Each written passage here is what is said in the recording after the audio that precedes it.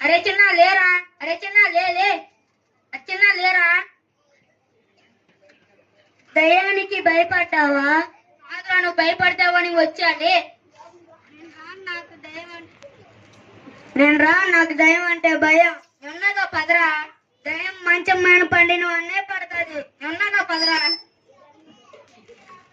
మంచం మీద పడుకోవాలని కోరిక.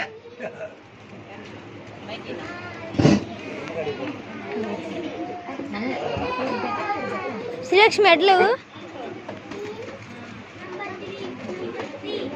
అడు సరదాగా